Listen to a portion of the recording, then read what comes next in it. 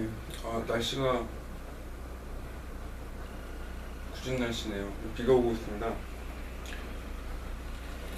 그래서 약간 소리에 비 떨어지는 소리 같은 게 날 거예요. 여기 지금 작업실이 뭐 시멘트 그런 건물이 아니라 이 가건물 있는 쪽이라 가지고 약간 좀 외부 잡음이 잘 들어와요. 그러니까 가만히서 들으시고요. 라플라스랑 1차 방정식과는 라플라스를 해가지고 생성된 대수 방정식이 1차 방정식인 경우, 2차 방정식인 경우 그 입력 함수라든가 그 특성 방정식, 그러니까 분모가 제로인 특성 방정식의 해를 구함으로써 이 라플라스 함수가 생성된 그 시간 함수의 특성에 대해서 이제 설명을 했죠. 이제 그 정도 지식이 이제 있으면 이 DCAC, BLDC 모터 책을 이제 보셔도 됩니다. 충분히 이해할 수 있어요. 우선은 모든 페이지를 다 설명할 필요는 없을 것 같아요. 일단 1장 같은 경우는 그냥 가벼운 마음으로 한번 쭉 읽어보시면 돼요. 1장은 걔가 51페이지까지 내용인데 1장은 쭉 건너뛰시고요. 이제 제가 설명을 해드릴 부분은 그 54페이지부터 64페이지까지 내용이에요. 우선 보시면 직류정동기의 구성 뭐 해가지고 이렇게 이제 책이 나오잖아요. 근데 우리가 알다시피 그 모터의 외곽 껍데기에 있는 고정자라는 부분이랑 안에서 회전하는 회전자, 크게 두 가지로 나눠져 있잖아요. 하고 고정자에서 발생하는 자속을 계자 자속이라고 하죠.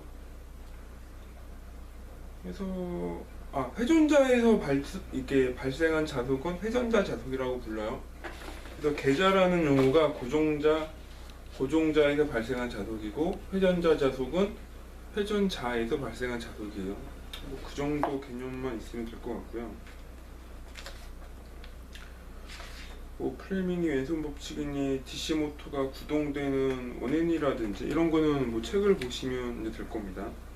가장 중요한 건 57페이지예요. 57페이지부터 그 직류정동기의 모델링 이라는 내용으로 이렇게 쭉 나오고, 이제 그 직류전동기의 모델링한 수식을 합치면 입력 전압이나 어떤 부하 토크에 의한 모터의 속도 방정식이 도출이 되는데, 그 방정식의 특징을 설명하는 챕터로 나눠져 있어요.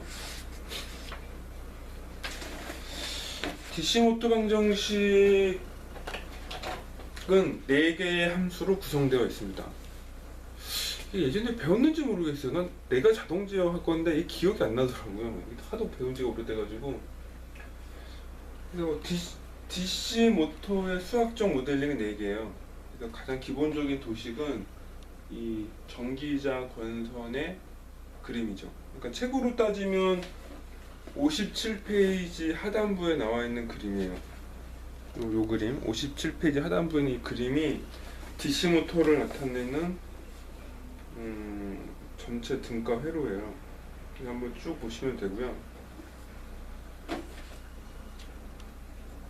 그래서 중요한 팩터는 입력 전압이 있어요. 그러니까 보통 상전압. 여기 책에는 뭐라고 되어 있죠? 아무 말이 안 적혀있네요. 전기자 단자 전압. 적어볼까요? 전기자 단자 전압. 쉽게 얘기하면 회전자 권선의 전압인 거죠. 그죠? 회전자 권선에 인가하는 전압. 그 다음에 아래에 있는 전기자 저항. LA는 전기자의 인덕턴스. 글자가 보이나요? 그 다음에 VB는 DC 모터는 브러쉬 타입이기 때문에 돌 때 브러쉬랑 딱딱딱 그 책에서 표현하면은 플래시 오버 현상, 불꽃이 튀는 현상이 있거든요. 그러니까 약간의 미세 전압이 있고 그걸 수학적 모델링으로 표현한 게 VB예요. 그러니까 브러쉬전압이라면 뭐로 해야 되지? 그냥 브러쉬에 의한 전압 강화네. 그냥 뭐 전압 강화라고 하죠.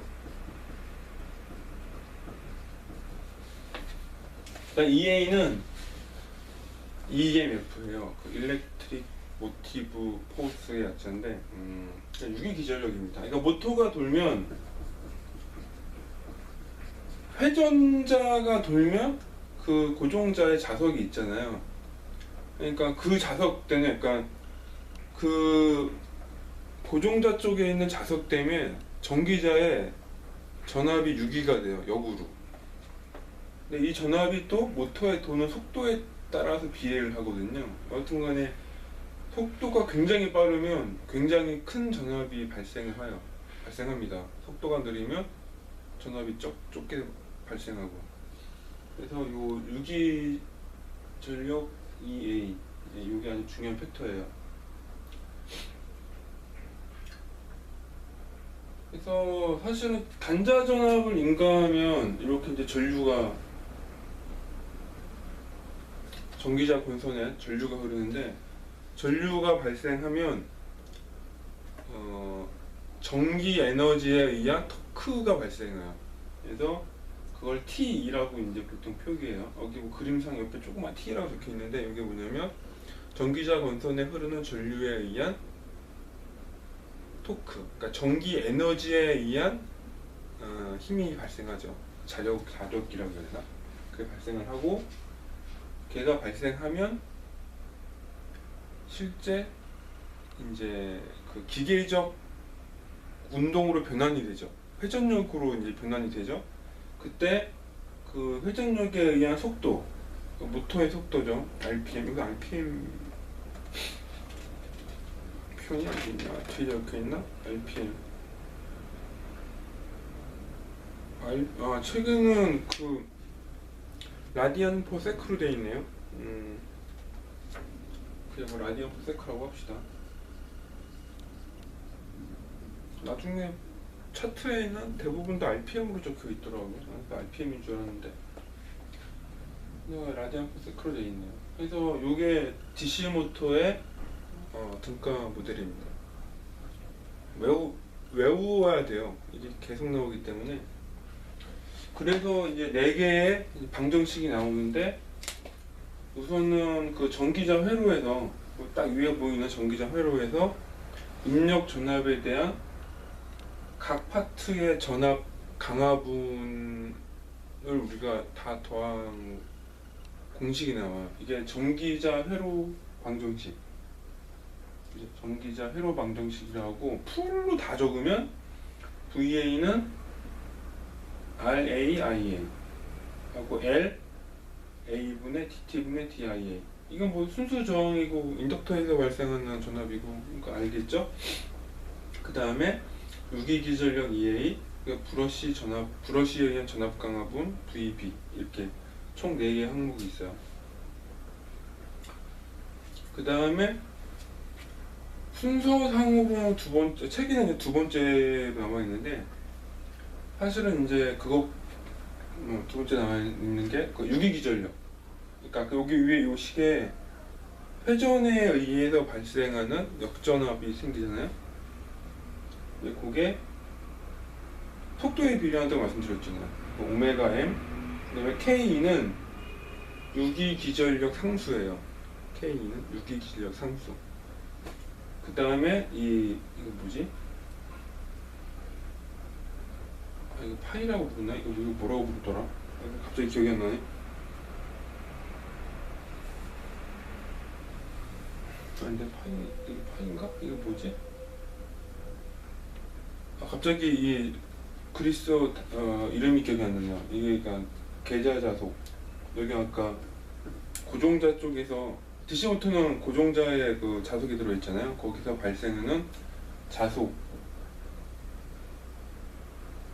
영향을 다 받는 거죠. 그러니까 유기기전력은 회전 속도와 고정자에 있는 자속의 크기에 의한 전압인데 앞에 어떤 상수를 곱해가지고 결정이 되는 거죠. 사실 공식이 간단해도 아마 많은 요소의 간략화된 형태일 거예요. 모터의 어떤 외형적 구조도 있기 때문에 자속이나 속도는 그렇다고 자속 같은 경우는 자속과의 거리 문제도 있잖아요. 그러니까 이 K2에는 굉장히 많은 어떤 의미가 내포되어 있을 수가 있죠. 변환 비라든가 기구적인 고려, 공극에 의한 영향분 등등등 많이 있을 거예요. 여기 책에는 안 나와 있지만 여하튼 두 번째 공식이 유기기전력입니다. 이 공식은 다 외워야 돼요. 나중에 이제 그 블럭선도를 그릴 때 이 각각 파트가 모두 다 하나의 블럭으로 변환이 되거든요. 그래서 외워야 돼요. 되게 간단하지만 외워야 돼요. 그 다음에 회전력. 회전력이 아까 말한 거예요. 그러니까 전기자업에 의해서 내가 전압을 인가하면 전류가 발생을 하는데 그 전류에 의해서 생기는 전기 에너지에 의한 힘이에요. 전기 에너지에 의한 힘. 우리가 여하튼간에 전기자에 전압을 인가하면 전류가 흐르고 자석이 되잖아요. 걔가 고정자에 있는 자석과 반발력으로 회전력이 생기죠. 그 회전력의 힘, 그게 T2예요. T2. 그래서 여기서는 같다인데 에너지의 사실 방향이 있는 거죠. 또 의미적으로는 방향성이 있어요. 그러니까 전류가 인가될 때 이런 회전력 힘이 발생을 하는 거죠. 얘도 보면 KT라는 토크 상수, 토크 상수라고 되어 있을 거예요, 책에. 네, 토크 상수네요. 토크 상수가 있고, 얘도 마찬가지로 고정자 자속과